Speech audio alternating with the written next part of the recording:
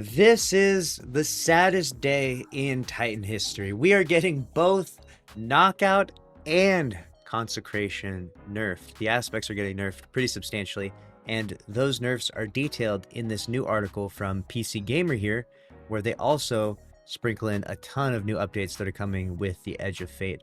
Now, Bungie has been giving all this information out to various different content creators and such, but I've found that usually when you read the articles from PC Gamer and stuff like that, they have a pretty concise, complete amount of knowledge here. So I'm looking forward to going through all of this so that way we can actually know everything that's happening, all the big changes that are coming with the Edge of Fate. So let's start with the title. In a very interesting way, it actually reduces the work. Oh God. Destiny 2's director explains why reinventing the wheel with the Edge of Fate was actually the easier option. Already we're off to a terrible start, right? We did not want Bungie taking the easier option. We're not looking for less work, okay? We need more work, all right? We need over delivery. Stop with the under delivery, please. Tyson Green, who's the new game director for Destiny 2, talks about being the fun police, creating meaningful rewards for solo players, and making a love letter to Super Metroid. All right.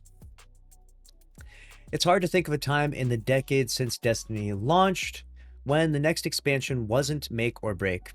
Benji, we're talking about you. As far as the first major release since last year's The Final Shape, which did the improbable job of landing the game's sprawling narrative successfully, this year's The Edge of Fate expansion has the the tough job of kickstarting a whole new saga. It also has to reverse historically low player counts, this is true, and introduce a raft of major systemic changes at a time when morale at Bungie is reportedly bleak in the wake of the marathon plagiarism debacle. Oh man, they're going right for the jugular with this article. Okay, we like this already. Let's not beat around the bush here, okay? Let's get right to the nitty gritty. Let's see what they respond to all of this with. A couple of weeks ago, I traveled to Bungie's Bellevue, Washington studio to play The Edge of Fate and speak with some of the most senior developers on the team. You can read our hands-on impressions and check out 6 of the new exotic items coming in the expansion, one of which has already had to be nerfed twice. Really? Below, I wonder which exotic had to be nerfed twice already. Below, you'll find the entirety of my conversation with Tyson Green, Destiny 2's game director, and Robbie Stevens, assistant game director.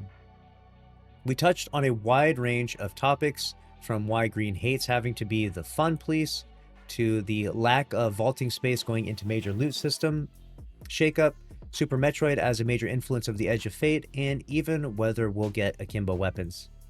No shot. We actually are getting akimbo weapons. Potentially. At least they're talking about it. This is nice. Right? There's no guarantees, but the fact that it's being talked about is nice. We were just talking about this with Destiny Rising. Tim Clark, PC Gamer, Edge of Fate brings a raft of big systemic and quality of life changes. Do you think that's going to be enough in a world where you're looking to bring people back post Final Shape and where player concurrency is lower than I'm sure you'd like it? Right to the tough questions. What does Tyson say? We've seen that when we have a release that is a compelling mix of campaign and story, but also has free systemic changes, then players take them together as a full product. The best example of this was Witch Queen, which was a great release. I agree. And came alongside with a set of free subclass updates, Void 3.0, and players really embraced those as a cohesive product, even though Void 3.0 was free to all players. Nice. So we think that making the core game of Destiny stronger is a tide that raises all boats. It makes for a better expansion experience and a better free experience. So I think that there's strength in the model that we're trying to move into now. Yes, it does work to improve those systems. You want to do them in tandem, right? You need to give people new experiences.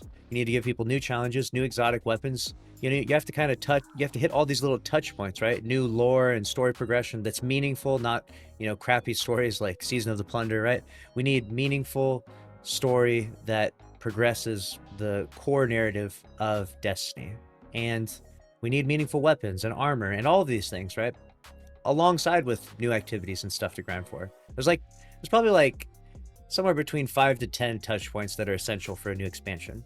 And while I do think that improving some of these systems is a really big one, like Void 3.0 was really nice, Void 3.0 was not the only reason why Witch Queen was successful. But without any major addition to the existing subclasses or a new damage element, don't you worry that the build crafting side of things may stagnate? Is a fair criticism. I don't know if you're going to lean that into the build crafting side. I would actually ask this question very differently. I would say, without any major addition to the existing subclasses or a new damage element, don't you worry that the players are going to be extremely unenthusiastic about buying this? Tyson Green, one of the big changes in the Edge of Fate for people who are into build crafting is the armor set bonuses. They are very punchy, almost exotic level build enablers.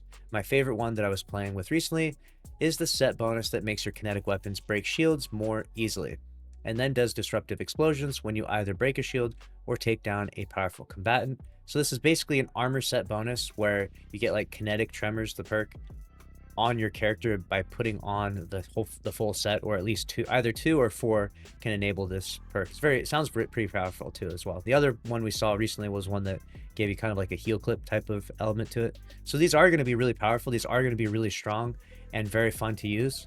And I think that these will be, it will take Destiny in a different direction, but I don't think that these should be used almost as a replacement to other things that people and Destiny players have gotten used to receiving with big expansions.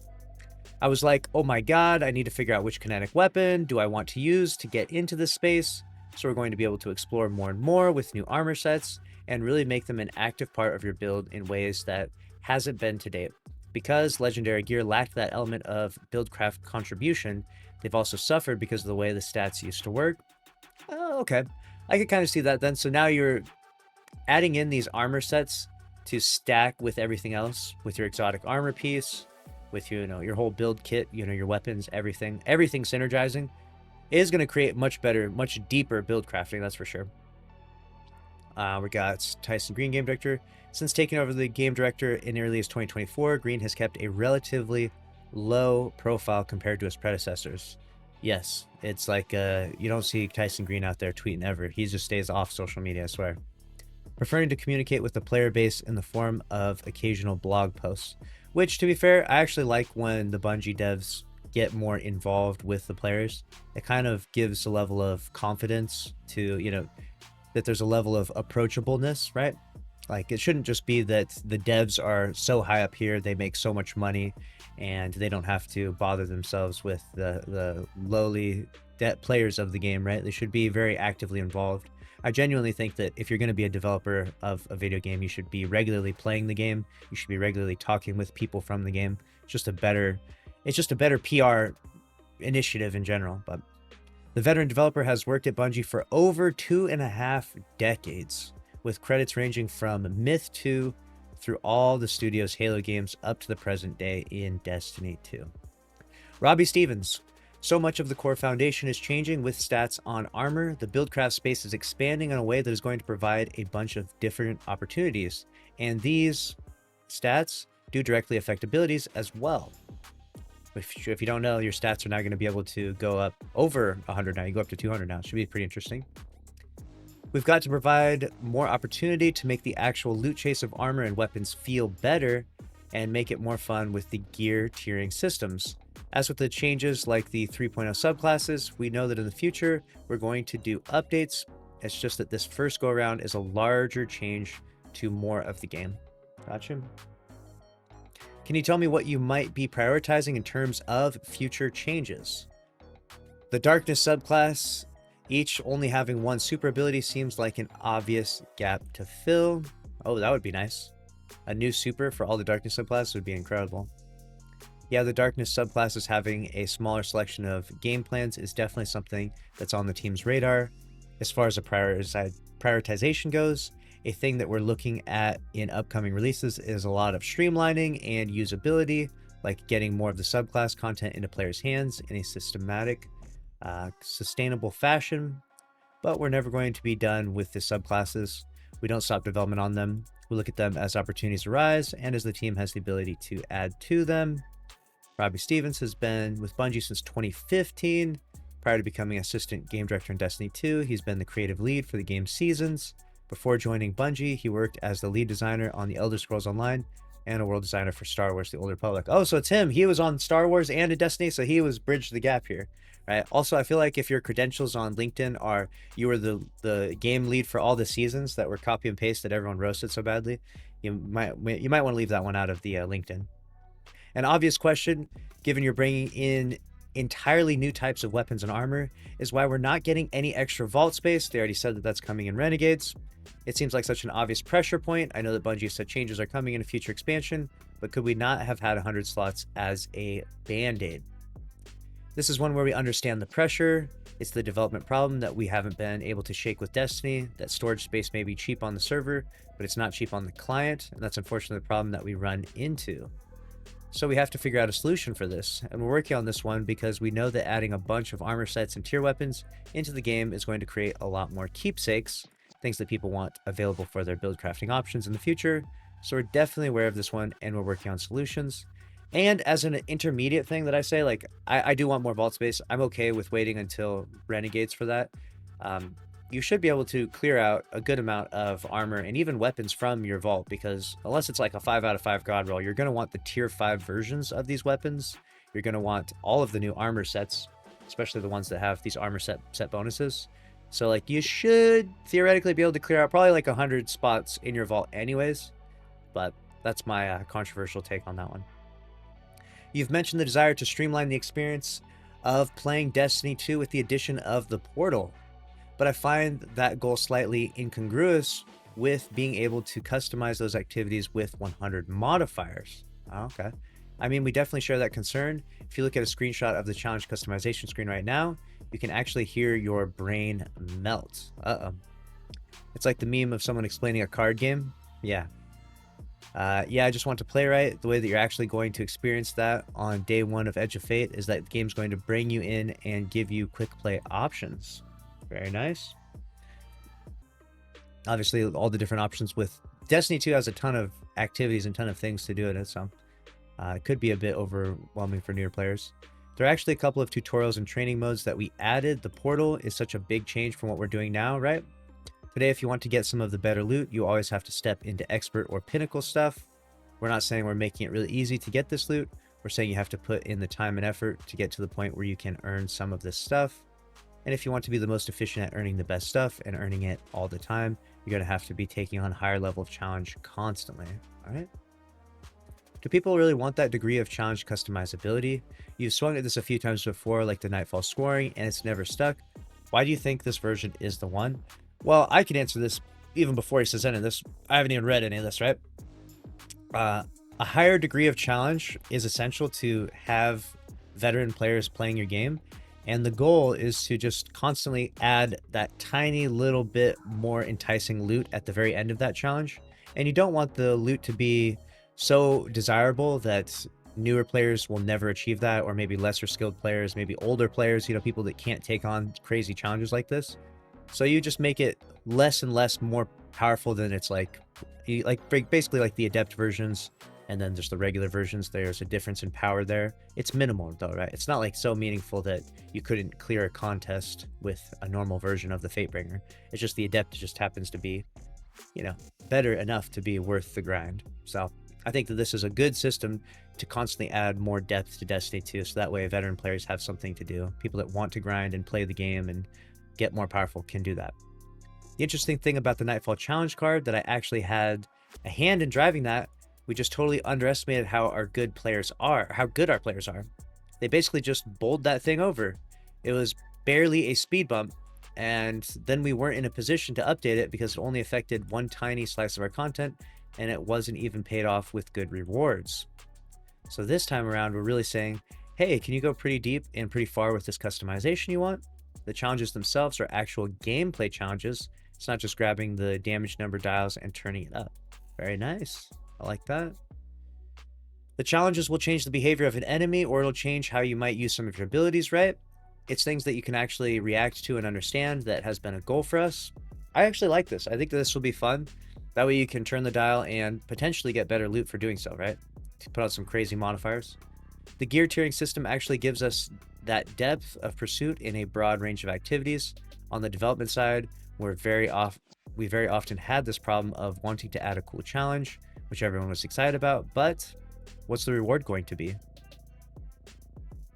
Well, it's pretty obvious what the reward would be. If you want to make the most difficult challenge in the game, you need to put the best weapon at base level in that activity, and then make it have, you know, marginally better, maybe double perks, maybe triple perks, maybe have a different origin trait, something that makes it marginally better than its base level. It's very simple. You don't need to reinvent the whole loot system here. If we don't have a good enough reward, we'll cut the challenge. That seems odd. But now we can say, I want to do really hard solo ops. Cool. There's a gear for that, and there are rewards that are worth earning. Good. I like the end result there. So grab the dial, crank it up, and see how hard you can make it. Then there's something there to reward you for having risen to the challenge.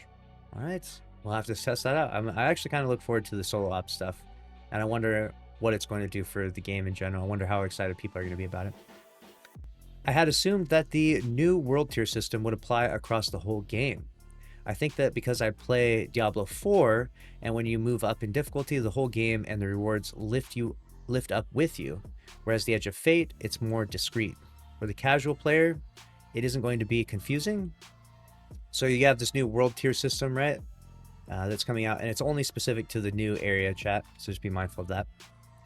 The thing is to make sure the lines are as clear as possible when we talk about this. World tiers apply specifically to the Edge of Fate expansion and the Kepler destination.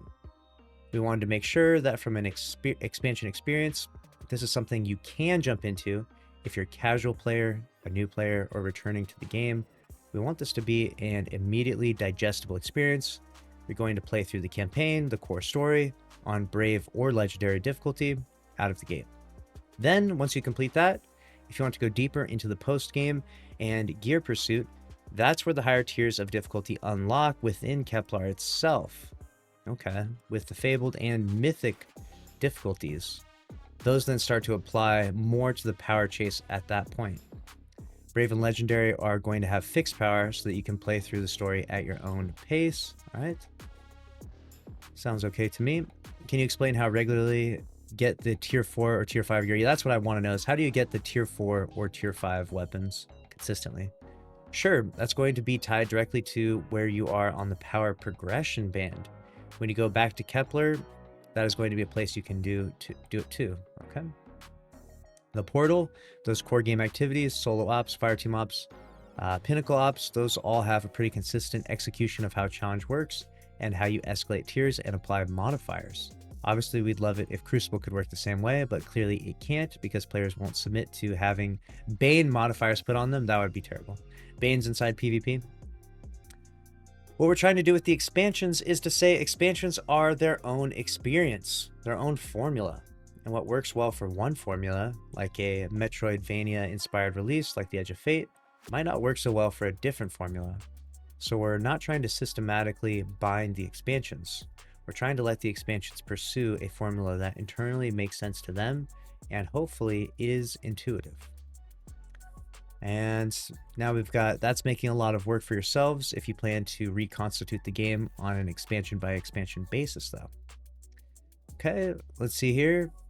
Green, but in a very interesting way, it actually reduces the work, because if there's one thing that's harder than trying to make a cog work, it's trying to make two cogs work together and be novel every time. By giving the team that is building the expansion some time and some space in which to actually innovate and try different formulas, I think we're actually giving them the ease of being able to build those things to solve the problems that they are trying to solve in that release. We shall see what the future is like with these world tiers.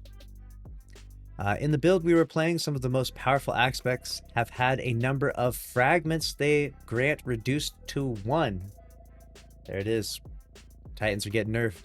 Specifically, Consecration, Feed the Void, Stylus Executioner, and Knockout. I hate it here. I get that those have been dominant to the point of feeling like auto includes, but historically whenever an aspect has only had one fragment, it feels anemic in terms of build crafting. What's your take on that? Green says, yeah, I mean, it's always a push and pull with balance. In PvE, I tend to be pretty liberal about things being overpowered. Where I get on board with substantial changes to power is when players feel like they're being compelled to use a particular option. With fragment slots, unfortunately, it's a very binary thing where you either have one or two, or you have two, and that's a huge delta between those two alternatives. Ideally, you'd grab the damage numbers and dial them differently, but sometimes we do a big swing in our balancing to assess what the impact is. Does it correct the behavior that we were seeing in game? And if so, did it create a new, worse behavior? Sometimes we walk those back. We've walked decisions back in the past where we haven't been happy with the result. This is one that's going to be insane for Titans because your consecration and knockout are going to basically make it so you're only going to have 2 fragments on your class if you were to do that. So be mindful of that. Consecration will only give you 1 fragment, and knockout will only give you 1 fragment. So you'll just have 2 alone. So it's going to be pretty slim pickings. What 2 fragments are you going to be putting on your Titan builds from now on? If you're going to continue with the melee build, let me know in the comments below. Obviously, I think there's only like 2 really good options, but maybe will be a chance for mix and matching, or a chance to push Titans into using some different builds perhaps. We'll see. It might be unfair, but I can already hear people complaining about Bungie being the fun police. I guess consecration has been broken for a long time, and tweaking the numbers hasn't changed that. Stevens, we're also changing how stats work in general to not just focus on how the subclass ability atoms work, but how health and resilience behaviors work too. That's why these systematic changes are so important, right? And Green says, on the fun police thing, I deeply sympathize and understand, because the mission statement for Destiny is for it to be joyous expression of power. Like, it's fun to be powerful, but it's also not fun to be a warlock who has to run around with a well every single time in high-end content because it's too good. I'm a warlock main born to Nova, forced to well. Yes. Green says, yeah, the thing that we try to do is move those things around. I want players to feel powerful.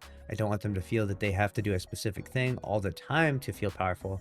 I'd rather move those things around, even if sometimes they're like, but I really like the thing, which I think is good. I mean, the game does need to change and evolve. It does suck when you kind of get nerfed in PvE, because you kind of wish that there would be instead something new and more powerful, but you know, that makes for pretty extreme cases of power creep.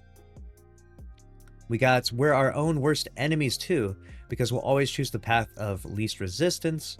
The stated goal with the Kepler and Edge of Fate is to take inspiration from the Metroidvania genre. Given how close things like the Matter Spark Ball ability are to Super Metroid itself, after the controversy around Marathon, do you worry about being seen to lean too heavily on a particular influence? What? This question is so whack, dude.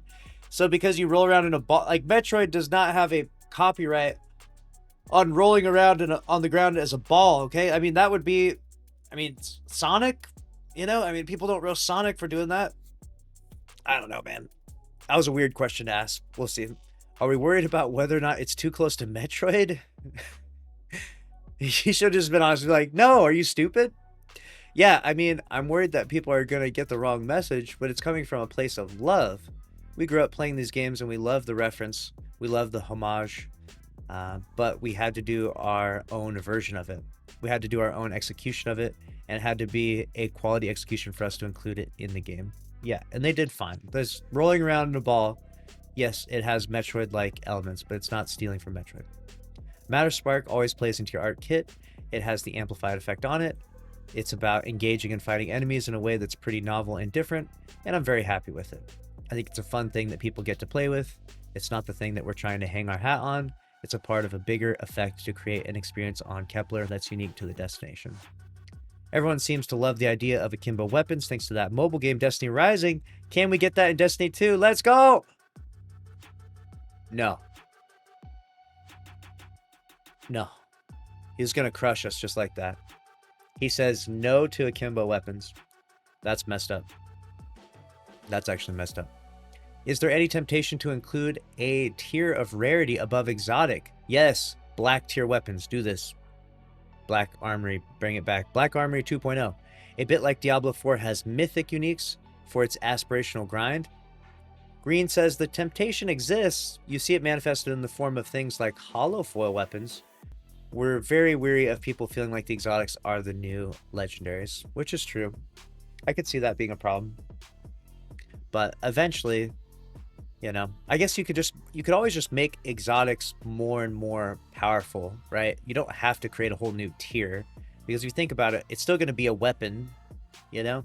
Unless you made the exotic, unless you made an exotic that used up 2 slots. Imagine you have an exotic so powerful that instead of having a primary ammo weapon, an energy, and a heavy, you had like one of them took up 2 slots.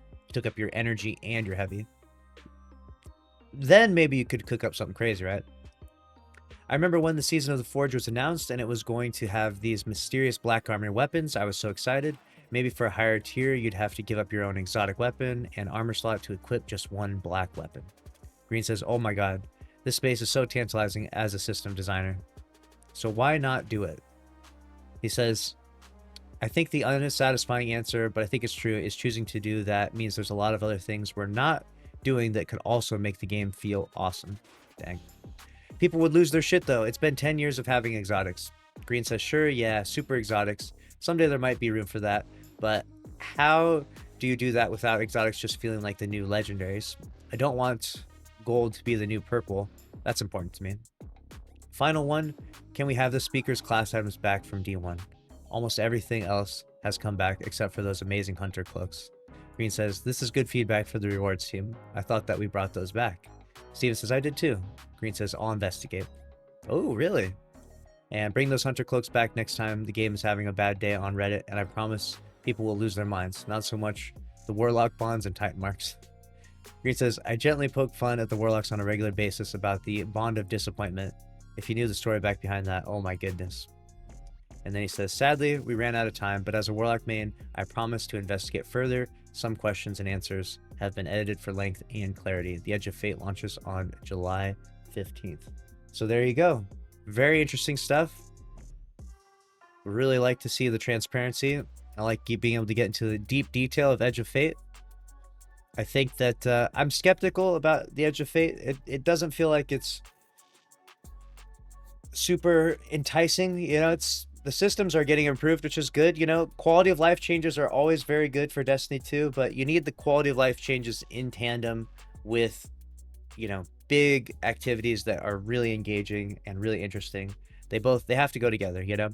But Destiny 2, we're kind of in this in-between time, right? We had the end of the final shape, the Light and Darkness saga, and now we're I usually feel like Destiny's cycle is like this. There's like some massive story like Forsaken, King's Fall, Final Shape, Witch Queen even. And then there's kind of like the next 2 years are like pretty, you know, they're a little bit down. They're not as crazy. They're kind of, you know, regrouping and getting everything back together. And then 2 years from now, well, I guess we're about a year out now. Maybe about a year from now, there'll be another massive expansion, Forsaken level, or maybe 2 years. Who knows? But we'll see.